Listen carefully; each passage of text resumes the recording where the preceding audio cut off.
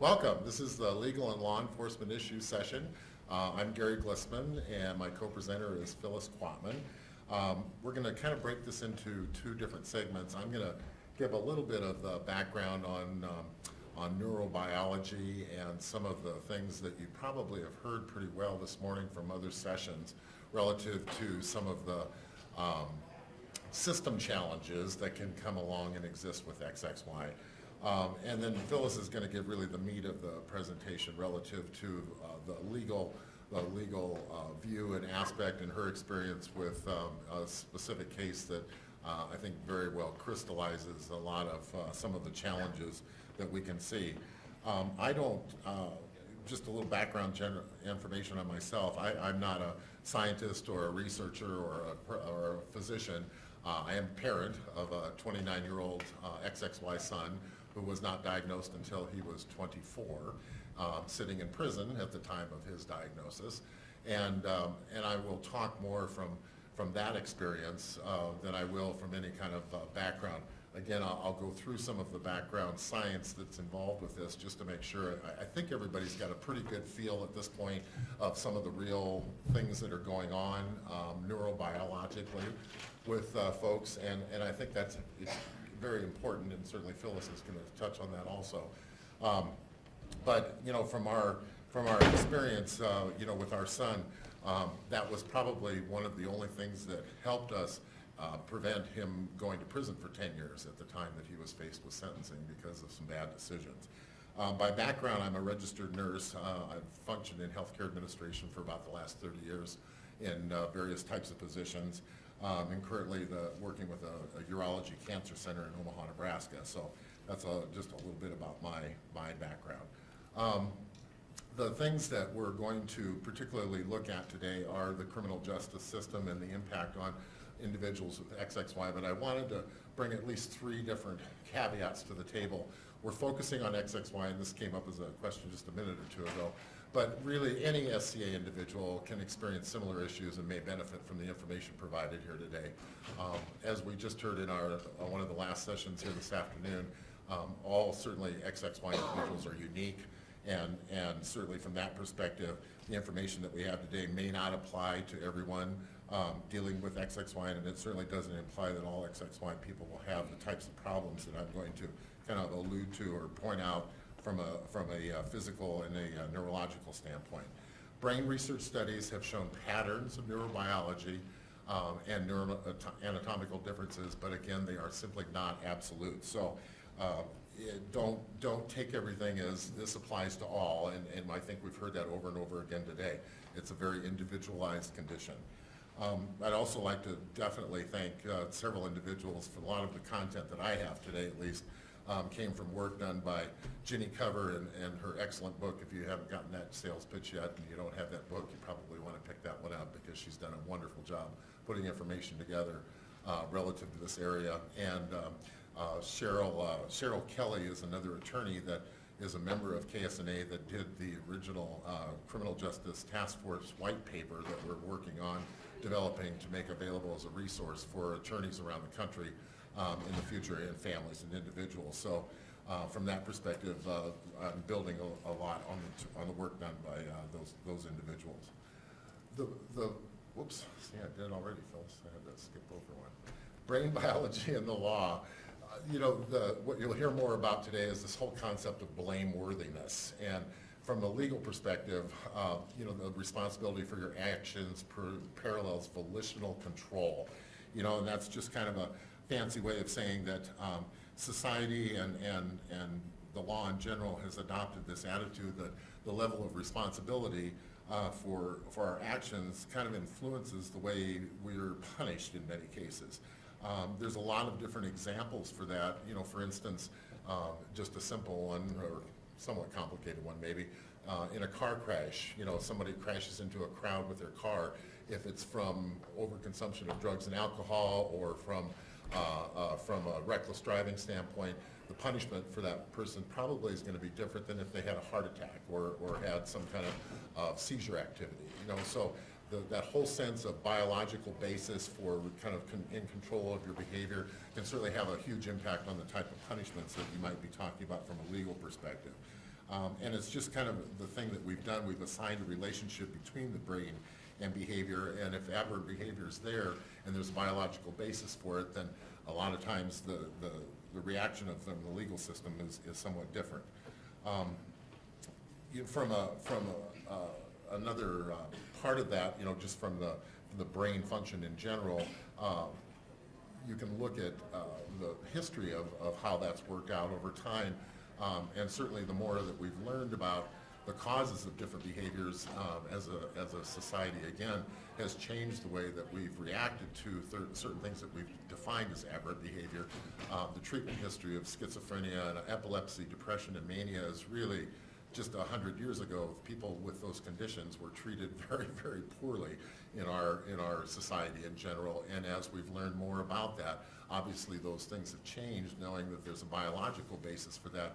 Both the treatment and the management of those conditions has seen a huge improvement. And in many ways, we're not too different now from things that we're learning about XXY and about other SCA conditions, that the biological basis for these conditions can be more in control of behavior than people really want to give credence to at this particular point. And we've got a long ways to go on that, but at least we're starting to see some progress, and certainly some of the research we've heard about here today, I think, will go a long ways with that. The other part that I just came from this other previous session where they talk more about this with the brain maturation process, that's certainly another one that the law makes some very strong distinctions in. If you look at the punishments involved in the juvenile court system versus the adult court system, things can be quite a bit different.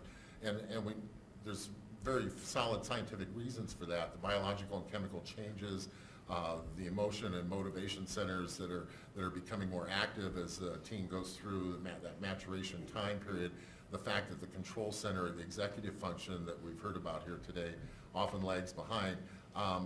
It all goes to play in the fact that at certain ages, individuals are not held as responsible for their actions as they are at other ages or later ages. Unfortunately, the law doesn't have the capability at this particular point of defining it, other than just kind of drawing a broad line down the center of the page that said, if you're 17 years old and you commit a serious crime, you're going to get treated differently than if you're 18 years old. And age, chronological age, may not be the key criteria at that point. It's more functional age, but we haven't quite got to that stage yet. Same thing with the IQ levels. If you're sitting with an IQ measured at 70 or above, you're going to be held accountable as a responsible adult. And if you happen to get measured at 69 or below, you're going to have a different process that's applied to you. So those become material, as we'll talk about here a little bit later, relative to the types of things that we're trying to make more evident in folks dealing with SCA conditions. The other key component of this is that in delayed maturity, which is something else that we've talked about in other sessions today, the neurological systems don't necessarily develop as predicted or on schedule, if you will, and decision-making may not be as consistent with those individuals. The physical and chronological age are just not in sync with their behavior. And again, we saw that very evidently with our son. He was chronologically 20, 21, 22 years old, but his decision-making capabilities really were much more consistent with someone at a 13, 14, 15-year-old level.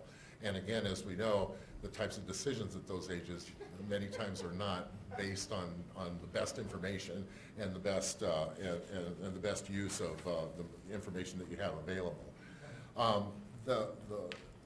don't want to get into a lot of detail, and this is more just for your reference, but the executive function skills that many presenters have talked about today, it continues to build through childhood and adolescence, and I just wanted to kind of make a visual point of that. There's a huge growth between birth and age 6 to 8, but there's also another significant period between the ages of 12 to 15 up to 20 to 24.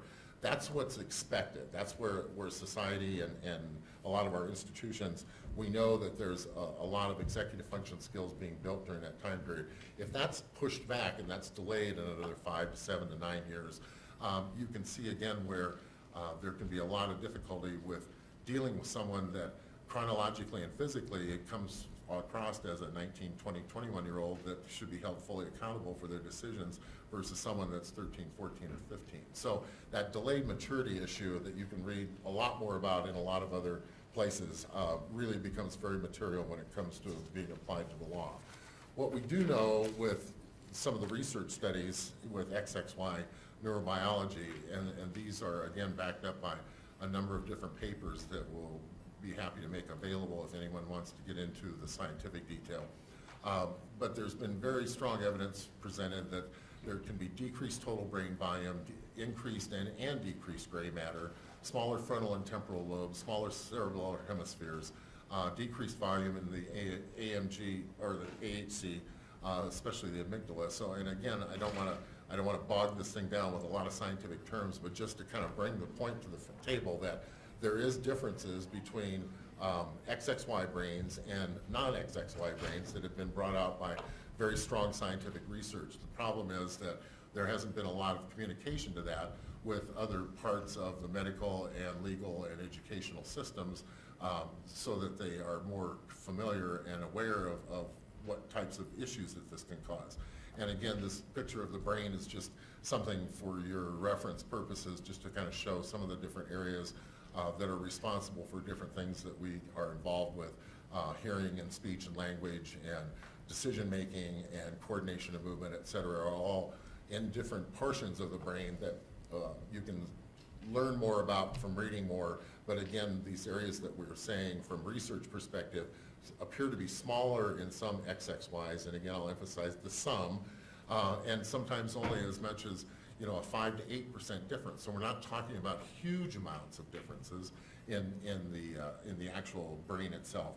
But the fact of the matter is that it can cause things that we can see from a behavioral standpoint relative to executive function challenges, language processing, mood and emotional modulation. I mean, all of these things that can be very difficult to measure but are very much a real part of individuals and their day-to-day behavior and their function can definitely have an involvement with the types of things that we see with XXY decision making. So, from a standpoint of, again, emphasizing some XXY individuals can show delayed maturity, executive function problems, communication challenges, these things that, when added up together, make them more or less high risk for encounters with the criminal justice system. And again, with our son, that's kind of what we saw, that from a very consistent basis, he would do things that he knew weren't the right things to do, but got caught up in the emotion of the moment or whatever was going on in his brain at the time that he was presented choices to do something. He would make the wrong decision and expose himself to a potential criminal act, and more often than not, he usually got caught.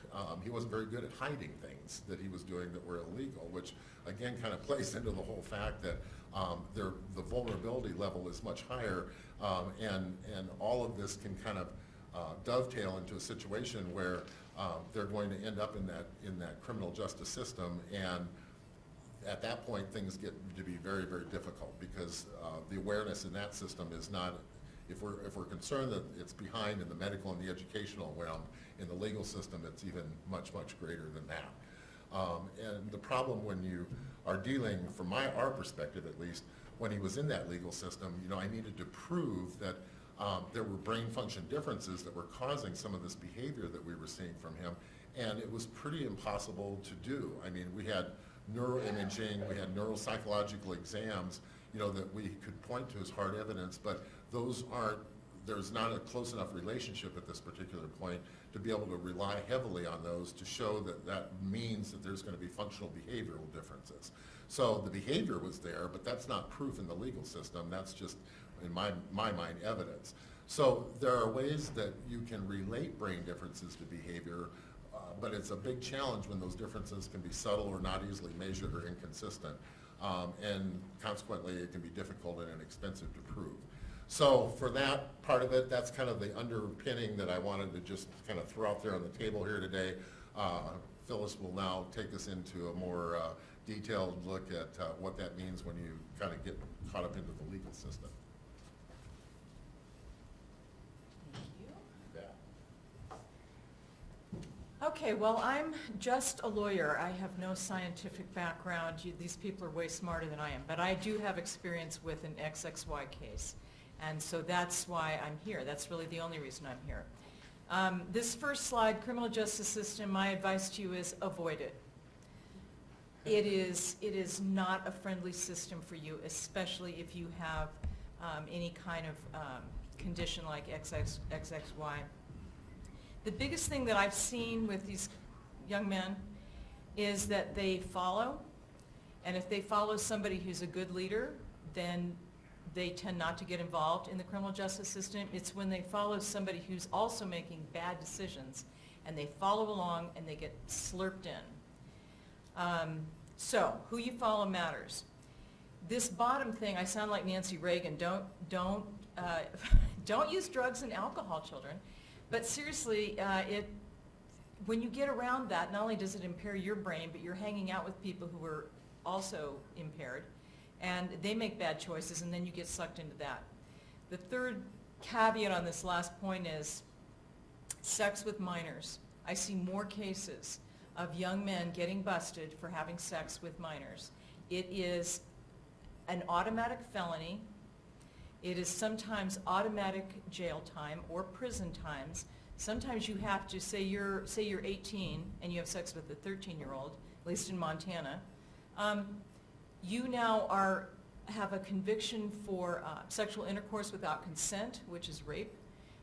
There's no defense to it if the girl is under 16 years old. It doesn't matter if you say, she told me she was 16, or she looked 16, or she acted 16. I wanted her to be 16. None of that works. It's automatic, you're guilty if they can prove that you had sex with this girl. That also means that you face, at the age of 18, a lifetime of registration as a sex offender. Now, in our state, sometimes you can block that out after 10 years. But I mean, think about starting your life out with that on your record. Every time somebody looks at your record, there it comes up, rape. They don't look at the underlying facts, and you're a registered sex offender. It makes it very tough to get into college and get a job. So, that's my Nancy Reagan speech there. Okay, communicating with authority, and especially police officers. One of the things that I've found with XXY and other SCAs, not quite sure even how to refer to that condition, is that these guys tend to agree with, they tend to smile and nod and agree with what people say, especially people in authority, especially under a stressful condition like being stopped by the police, right? The other thing that I've found with this client that I'm going to talk about, this actual case, is that a lot of guys with XXY hear the end of a question and they don't hear the beginning of the question. And if they're asked multiple questions, then all they hear is this last little bit, and so they'll go, uh-huh, and they mean it. I mean, they're really agreeing with the last part of the question, but they didn't hear the first part. Police officers have a tendency to ask you a whole lot of questions like this real fast, and if they don't know that you aren't thinking the way that a lot of people think, it doesn't go well. So my advice to you is this. If you are in a position of talking to anybody, but especially police, and you don't understand what they're saying, don't try to fake it. The first thing you need to say is, I don't understand what you're asking me. And memorize those words. Those are magic words. I don't understand. I had, and you'll see in a second, this case, this young man confessed for 3 hours, nodding his head and going, uh-huh, and he confessed to murder.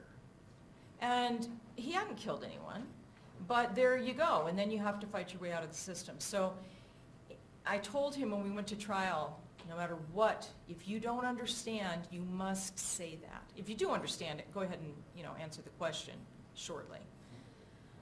Okay, this is why I'm here.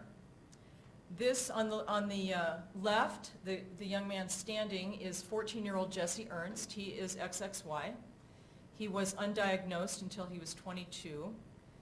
You can sort of tell from this picture, he became very tall, about 6'3", weighed 120 pounds at the time of his arrest. His musculature was so minimal that his shoulders clacked together when he laid on his side.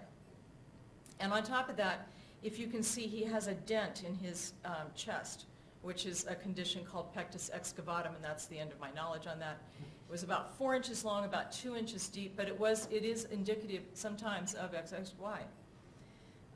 His brother, Ted, is in the wheelchair. Jesse was 14, Ted was 15. They're about a year apart. And Ted was paralyzed from the waist down due to a fall from a tree. Ted was the brains, Jesse was the legs. Jesse could not think, even at 14. He had all the things that you've heard about. Huge problems in school, meltdowns every day, huge afternoon fatigue, cried all the time. He just couldn't function. His mom pulled him out of school and homeschooled him. Ted was fine other than he was paralyzed. And so Ted made all of Jesse's decisions for him, and for a long time that worked. Well, not a long time, but there's another picture of them. Jesse's in the red sweatpants, and they're playing wheelchair basketball with the local police in Montana. Ted became a wheelchair racing hero, and he won all these gold medals in the area and across the nation in Paralympics. And he was a town hero. So these two boys ended up at the ages of 18 and 19 in custody for murder. And the murder was from the picture of this man in the driver's license. And what you're looking at is a Bible, because their dad was a preacher. Ted, who was the brains, took a Bible and cut that out. And after he killed this man, he took his driver's license, and those are the bullet casings that he collected at the scene, and he put them in the Bible as trophies to hide them, okay? So this man, Larry Streeter, who was killed, was just a neighbor who came upon the boys when they were in the middle of burglarizing a summer home. It was Christmas night of 1997, and they figured the house would be empty, which it was, but this guy, Larry Streeter, was a neighbor, and he saw their headlights, and so he showed up. The way they started out their crime spree, and this crime spree lasted 3 months, and I'm telling you, these boys had no record. They didn't even have a traffic ticket. And unusual, I think, in a lot of situations, there were no drugs or alcohol involved in this case. So they started out, and Ted was the brains, and he wanted to be an outlaw. And so he decided that they would start out selling real estate signs, and that's what they did. And then they stole some garage items. And here's the XXY, untreated XXY Jesse, who I want to tell you, this is, of course, a worst-case scenario. I doubt any of you, or even anybody at this conference, is as severely impaired as Jesse was at the time. But in the garage items, Ted would sit in the car and instruct Jesse what to go get. And he said, "Go get me something I can use for my computer, Jesse.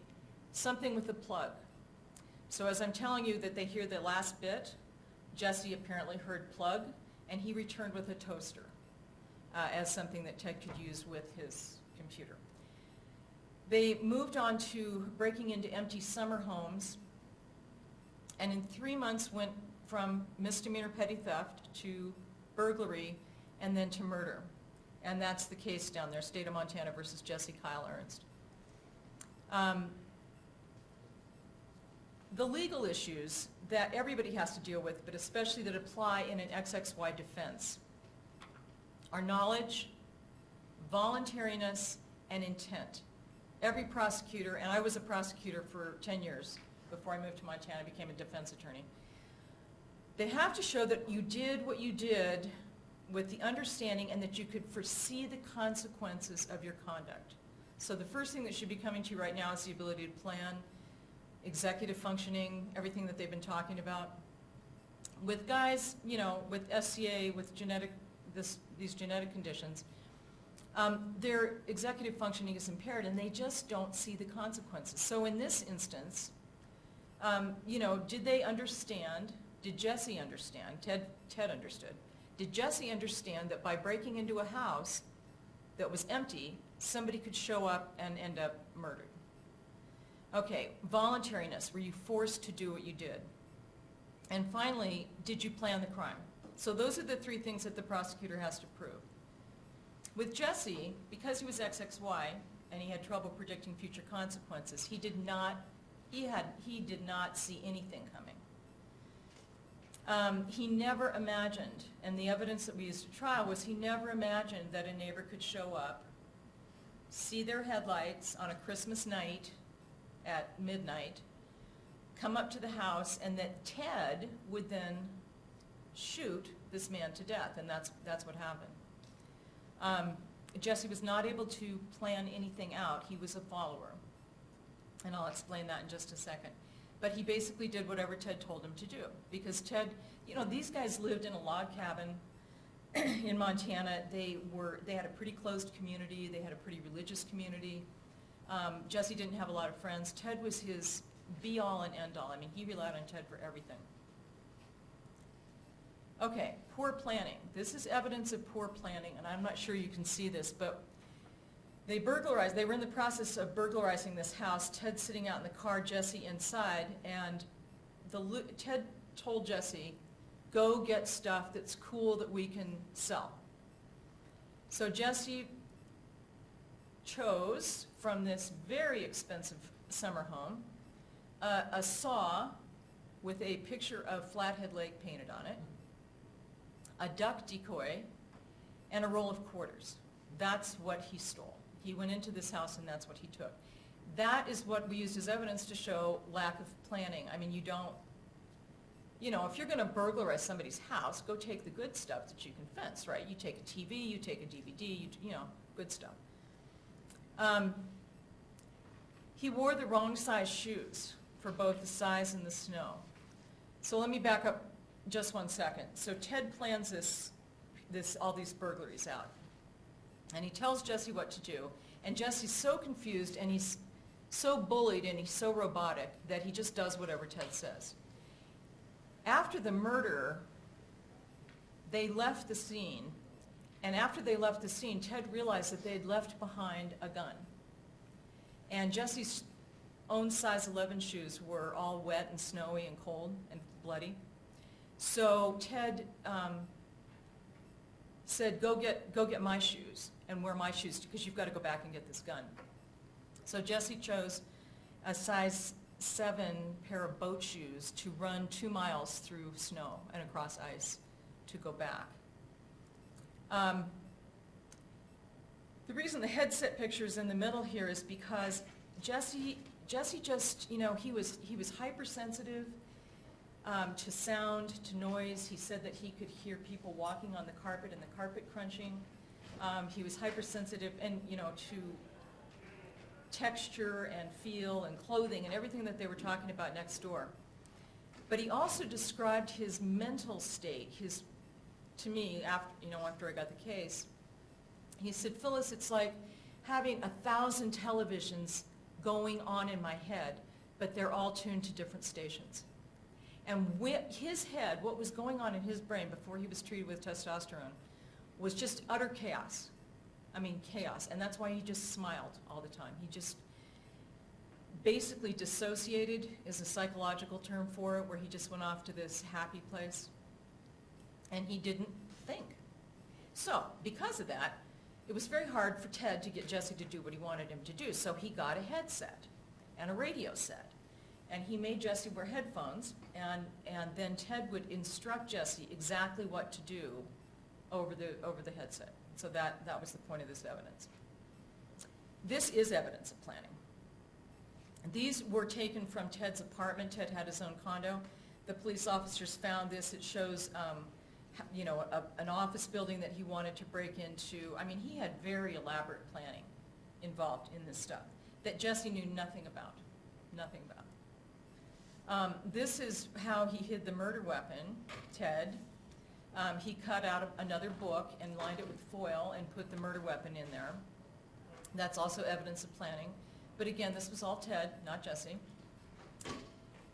So that's kind of how he showed a lack of knowledge on Jesse's part. I'll interject here. The boys were caught. Jesse absolutely panicked. Ted said, run off into the woods. I'll take care of it. So Jesse did, and he went and hid. And he believed that Ted was going to turn himself in. That's what Ted said. And he saw Ted raise his hands up. What he didn't know was that Ted had stashed a bunch of guns in the car. And as Mr. Streeter approached the car and took Ted's license and recognized who Ted was because he was famous in the valley, Ted pulled out a gun and shot and killed this man. And Jesse was in the woods, and then Jesse fled. And there's footprint evidence of a size 11 shoe running all over the snow, and then later a size 7 boat shoe running all over the snow, which led the police to think that there were two perpetrators who were walking. And they left behind no evidence other than the loot that you saw sitting there. And the police had no clue how this man, who killed him. And but for the fact that Jesse confessed 5 months later, that this crime never would have been solved. Ted really had taken care of it and hidden everything. So Jesse confessed. The police went to him. They went to his house. They called him up. They arrested him and they took him down to the jail. He was 18. His maturity level, I would say at that point, was about that of about a 10 or 11-year-old. And he just finally confessed, to everything, and that's how they figured out the crime. The evidence that one more thing. So then they were both assigned public defenders in Flathead County, and they both pled guilty. And they thought they were going to get 40 years, and they went to the sentencing hearing in Flathead County, and Dateline was there, and Rolling Stone magazine was there, and Sports Illustrated was there, and it was just this huge thing, and I wasn't involved at this point. And the judge stood up and gave the boys 100 years apiece.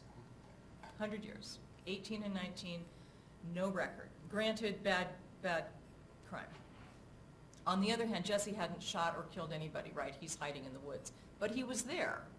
So under aiding and abetting or accountability or even under felony murder, if you have that in your state, he's just as guilty as the shooter. So the parents came to me and said, Jesse didn't kill anybody, what can you do? And I said, boy, I don't know. And nobody knew he had KS. We finally figured out that I got his plea reversed, his guilty plea reversed, based on the fact that it wasn't knowing and voluntary. Okay, so I've already talked about knowledge. Here we are on voluntary. You have to enter a plea voluntarily, you have to commit a crime voluntarily. It just has to be voluntary. And the judge found that in Jesse's case with this plea, it wasn't voluntary, so he gave it back. That exposed Jesse to the death penalty. That exposed Jesse to 23 counts of burglary and a count of homicide. And then his parents, then now we were off to the races going to trial with not much of a defense. However, this is where I was going to hang my hat. He wasn't voluntary conduct because all the evidence showed that Ted controlled Jesse's thinking right down to what he ate, how he laughed, how he walked. I mean, Ted just said, you've got to eat pizza, you've got to laugh this way, and Jesse went along with it. Also, Ted used to use Jesse for target practice. And this is another executive functioning issue or a planning issue.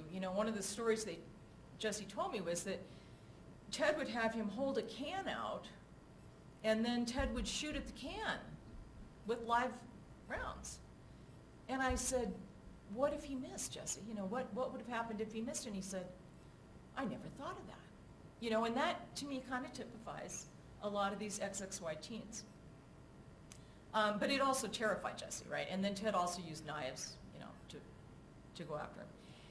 And he threatened to kill Jesse a bunch of times and threatened to turn Jesse into the police.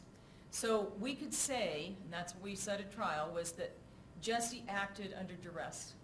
All right, that's where we were going to hang our hat. Because he was so terrified of Ted, he did exactly what Ted said, always. The other thing is that you have to show intent, and in this case we could show that Jesse didn't have the intent to kill because he was untreated and undiagnosed, and his brain was very damaged because of that. nobody really had a clue back in the 90s about KS, at least in Big Fork, Montana. Jesse's mother sensed that something was wrong when he was 11 years old, and she took him to a local doctor, and the local doctor looked at the dent in his chest, and he listened to all the symptoms and the school problems and everything else, and he said, he'll grow out of it. He missed the diagnosis at 11, when Jesse was 11, when at the time that was most crucial, that had Jesse been treated with testosterone, and I know that's controversial, but later it really helped him. Perhaps, had that happened, he would not have followed Ted. He would not have done what Ted said.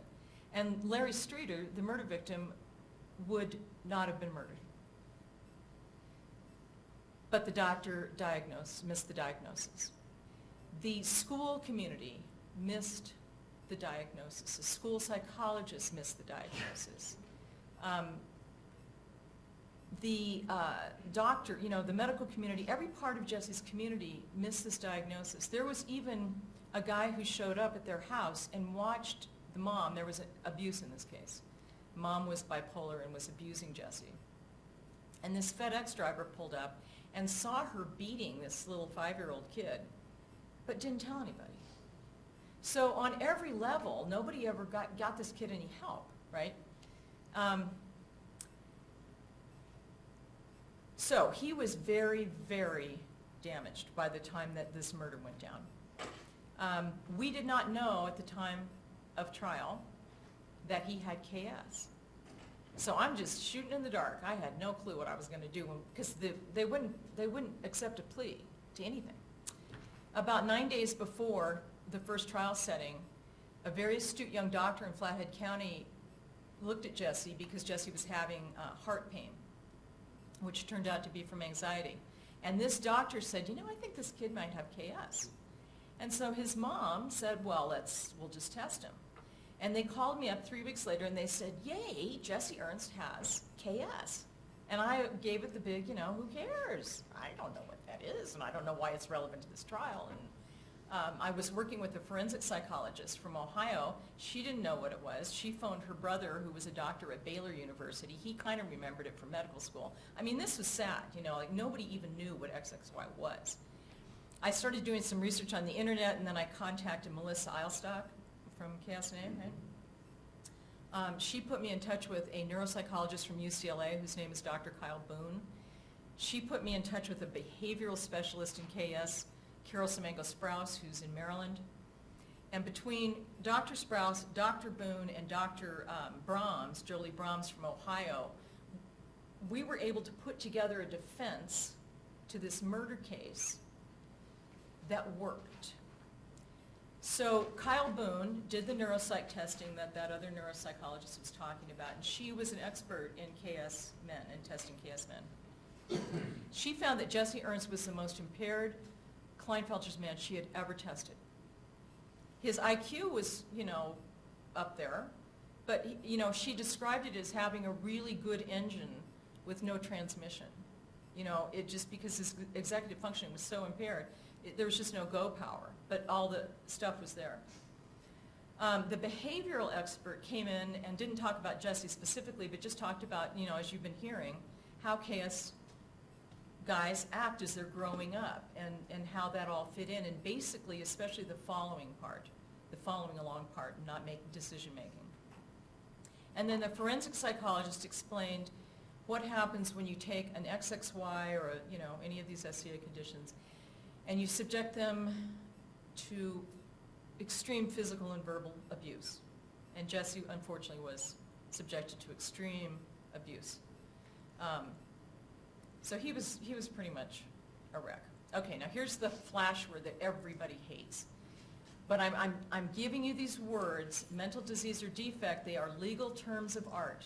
All right, this is not a judgment about anybody.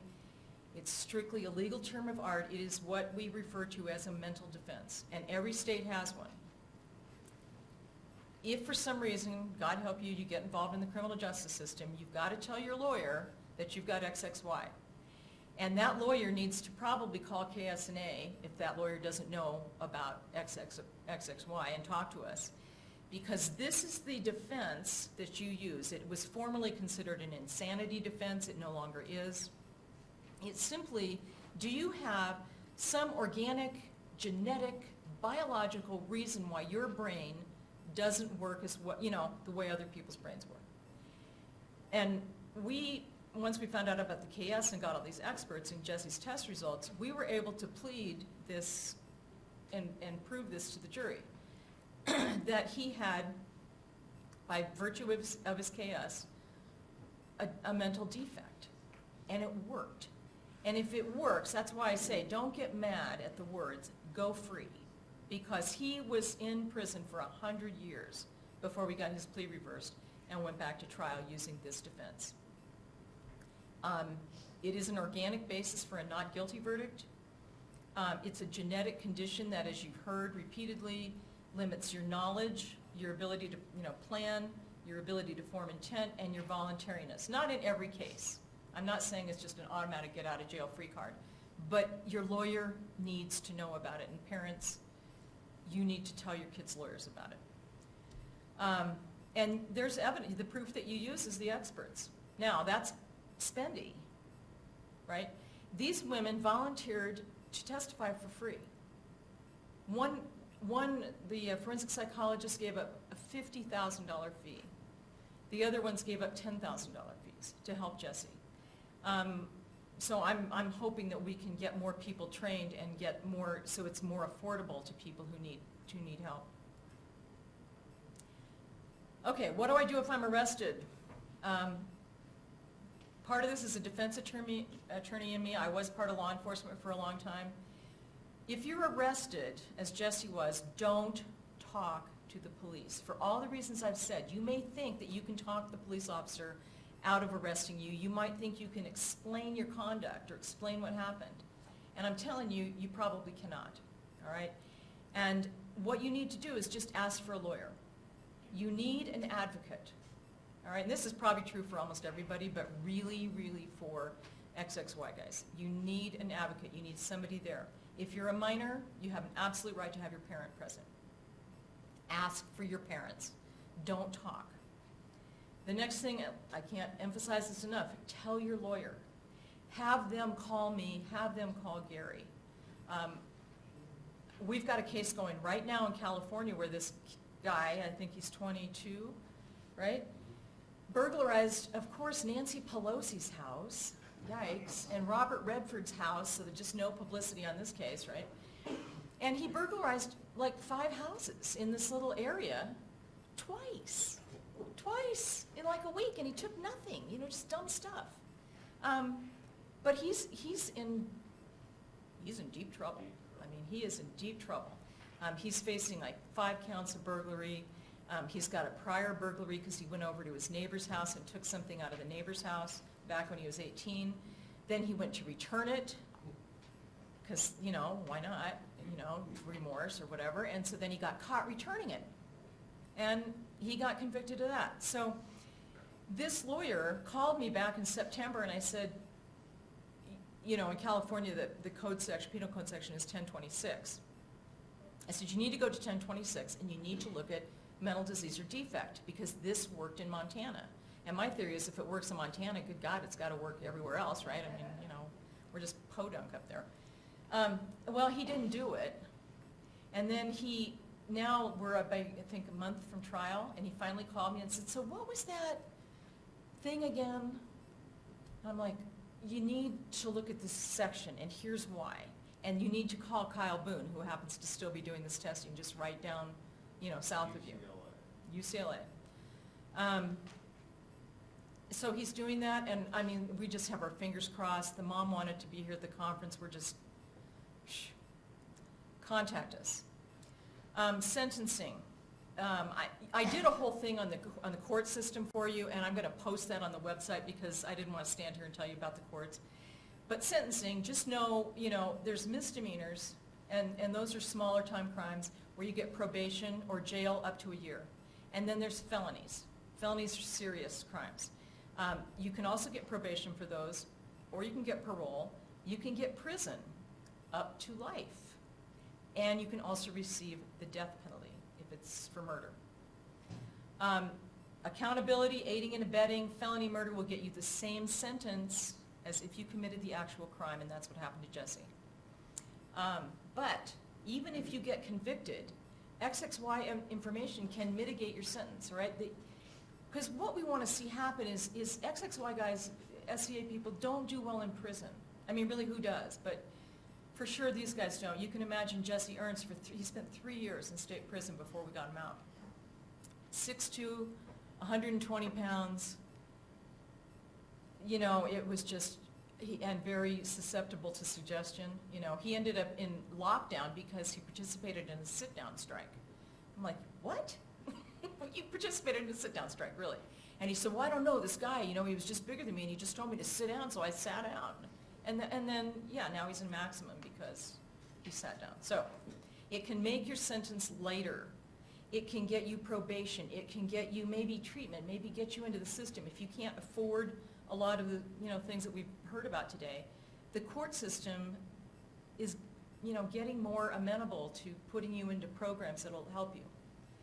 Because we, frankly, have way too many people in prison. I mean, there's just no room anymore for people in prison. Possible custodial places, juvenile hall, county juvenile hall if you're under 18, county jail, state prison, federal prison, or the state mental hospital. This last one is important because of our happy ending with Jesse Ernst. We went to trial. Jesse testified. His little sister testified to his abuse. I put on the experts. Jesse did really well.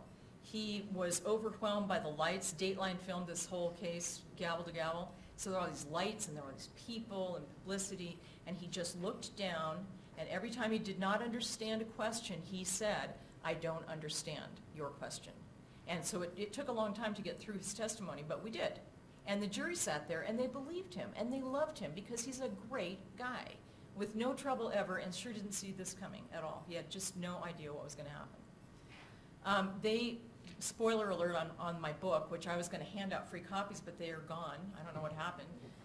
But anyway, they're gone. But anyway, spoiler alert on the book. He was found not guilty of 23 counts of burglary and 1 count of deliberate homicide. On most of those counts, he was found not guilty by reason of mental disease or defect, meaning that he could not form the intent, he could not foresee what was coming, he couldn't plan the consequences. They said not guilty. And a couple of them were just technical not guilties because they were dumb charges to begin with. So XXY and that defense, this mental disease or defect, saved his life thanks to many experts and that very astute young doctor who picked it up. Oddly, one of the burglary victims of these, they were burglarizing summer homes and sheds.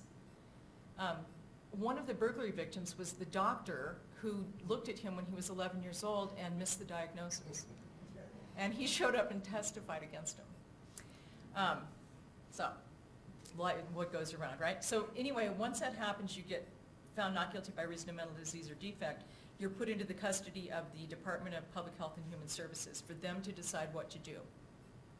They took him to the state hospital, much to my horror. I was appalled, but I was wrong, and it turned out to be a really good thing. Because once they believed that Jesse was for real, and believe me, there was a lot of talk in the newspapers and at trial, and the prior judge who had sentenced him to 100 years said, oh, he's faking it. This Klinefelter's thing. Like, you know, like how do you fake a genetic disorder? I don't know. But they thought he was faking it. And once they realized that he wasn't faking it and he was, you know, for real, they gave him independent living skills. They helped him get through the trauma of his abuse. And he got out after 18 months. He was on medical probation for 5 years. He never reoffended. In 2004, he married this young gal that he met. She's a good decision maker, and they are living a happy life. So, it seems like there's something else I want to say about the state hospital, but it'll come to me. Resources. I mentioned that Jesse's community failed him, and it wasn't intentional. What you all know is that nobody knows what the heck XXY, XYY. So you say to somebody, I suffer from depression, I'm ADHD, I have autism, whatever, they get it, right? I'm staying right now with my best friend who's bipolar. And she's, very bipolar. She takes medication and stuff. But she tells everybody, including people in restaurants, she goes, I'm crazy as a bedbug. I'm bipolar. Just ignore me, and it helps because it explains when she kind of shouts out in the restaurant and, does kind of goofy Barb things that I just love her to death, obviously. But if you said that to somebody, I have XXY, everybody's going to go, they don't know. So our job at KS&A is to educate people. Your job as parents is to educate people. These are all places where I think we can educate people, and these are also places where you as a kid can maybe get help. All right, these are resources that you can turn to, I hope. Really, we need to more educate people about it. Our goal at KS&A, my goal as head of the legal team, I want to start a 50-state legal strike force so that there's at least one lawyer in every state that when you as a parent or you as a arrested kid can tell your lawyer, call this person. And they'll know about XXY. They'll know who the experts are. They'll maybe even have the experts lined up in your state. That's my big goal. We want to put together a DVD presentation to educate lawyers and judges and prosecutors so that they can figure out something to do with people who are convicted rather than send them to prison. State hospital is a good option. And then we were going to put together a webinar. Books, Gary referred a little bit to Incognito, which is Dr. David Eagleman, The Secret Lives of Brains. Great book written for lay people. I can understand it. So I know you all can because you're way smarter because you get all that stuff that they're talking about. Ginny's book, Living with Klinefelter Syndrome, excellent. My book, Courthouse Cowboys, is on Kindle and paperback. All these are. Mine's cheap, but it is the story of Jesse's case. At his request, I fictionalized it. I changed all the names of the characters and the locations. Otherwise, it's pretty dead on as to what happened. And I apologize in advance for the swear words, but there's a lot of law enforcement involved, so that we tend to use bad language. Okay, I just whipped through that. Any questions? I do have a question Yes. about lawyers. Like, what kind of lawyer would I approach in California? A criminal defense lawyer? Yes. Prosecutor? Well, if your son's arrested, Yeah, well, he's never been arrested, but I mean, in terms of, you want to spread the word. Oh, in yes. the legal community, so who Everybody. do you want me to go to? yes, I mean, mainly the criminal defense community, which is prosecutors, defense attorneys, both private and public defenders, and judges. I mean, if we could just hit those three groups so that they know and they contact us and they get educated about this. I mean, it's 1 in every 500 boys. That's a stunning number. And that's what was effective in my son's. I mean, my whole experience with that system is no one really wanted to learn, and so I had to kind of force feed into, because everybody's, they're so jaded, they've seen so many horrible Right. things, people taking advantage of the system, they just assume it's a trick. That somebody's doing something, on a legal technicality to get them off, and so feeding them all this scientific research, it was really hard to get them to understand it, but once we did that, things started to gradually get better. They start to gradually understand that throwing this kid in prison was not the idea, but I still had to come up with a solution to get him off the street, because they weren't just gonna let him go, and he wasn't gonna be found not guilty. So I had to come up with an alternate treatment plan, but at least they read it and could see that there's some serious science going on here. This kid probably wasn't functioning with all cylinders at the time he was making these decisions. So. Yeah, I also want to tell you, if you do see the Dateline show, it's called Blood Brothers, and it replays every 6 months at least, and it's on TLC and Discovery and Investigation. I mean, it's just all over the place. One of the things you'll notice is they show Jesse at the beginning and they show him at the end, and I would have brought that, but there's a copyright issue. I can't play Dateline stuff.